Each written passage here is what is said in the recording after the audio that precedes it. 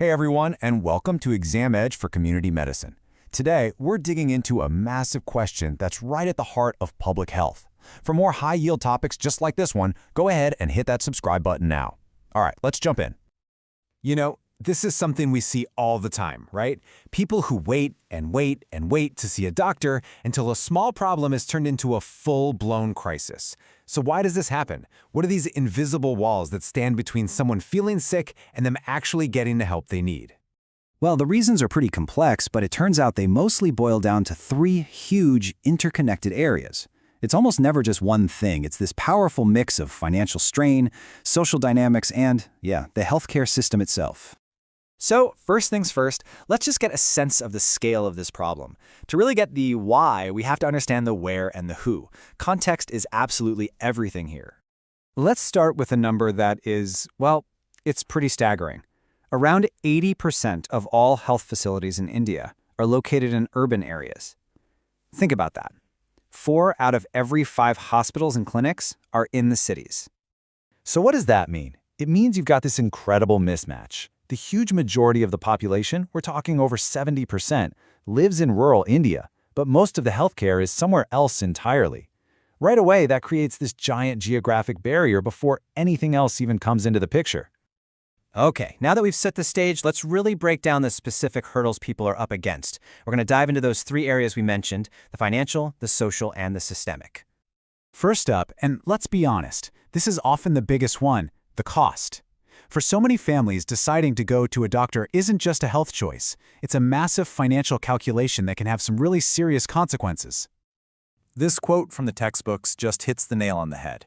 A single trip to the hospital can be enough to plunge an entire family into a cycle of debt they can't escape. And we're not just talking about the bill for the medicine, it's the days of lost work, the cost of travel. That fear of financial ruin is a powerful, powerful reason to put off getting care. Now, let's move on to our second barrier, because it's not just about having cash in hand. A person's social and economic status creates this deep divide in their ability to get care and, ultimately, in how healthy they are. And the data here is just so telling. Take a look at this comparison. It shows this perfect inverse relationship.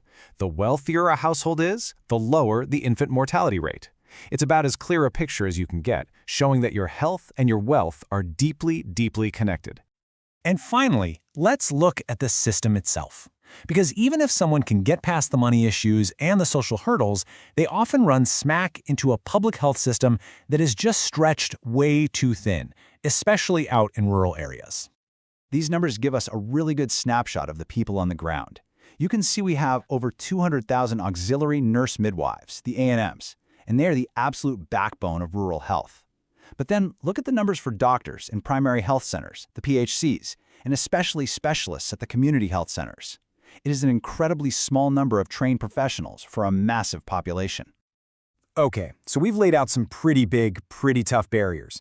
But here's the good news. The story doesn't stop there. Research also points us toward clear, actionable ways to start breaking down these walls and create a better path to healthcare for everyone. And what's great is that the solutions line up perfectly with the problems we just talked about. The approach has 3 main parts. First, you've got to strengthen the public system itself. Second, you have to give people financial protection. And third, you have to empower the community. So what does it actually mean to strengthen the system? Well, it starts right at the local level. It means making the PHCs and CHCs better, making sure essential medicines are always in stock, that staff actually show up. It's about really pushing for universal coverage and working with other areas, like sanitation and nutrition, that affect health. Now, to tackle that money barrier, one of the most promising ideas is something called community-based health insurance, or CBHI. The concept is actually really simple but powerful.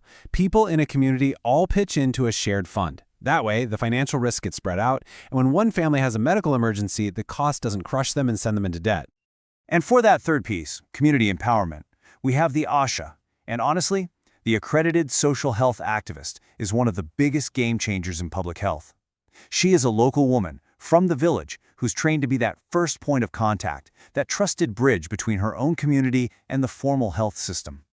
The ASHA model is so impactful because her role covers so much ground. She's a health educator, she can provide first aid for basic problems, and she's a trusted guide who helps people navigate what can be a really confusing system. By keeping an eye on pregnancies and kids' health, she provides that vital, consistent care right where people actually live. It's a brilliant approach. And just so you know, all the info we're covering here, the problems, the data, the solutions, it's all distilled right from your standard community medicine textbooks, like PARC and PSM. So you can be sure you're getting that core, foundational info you need for your exams. All right, let's pull this all together. After looking at all these barriers and solutions, what's the big takeaway here? The key thing to remember is this: there is no single magic fix.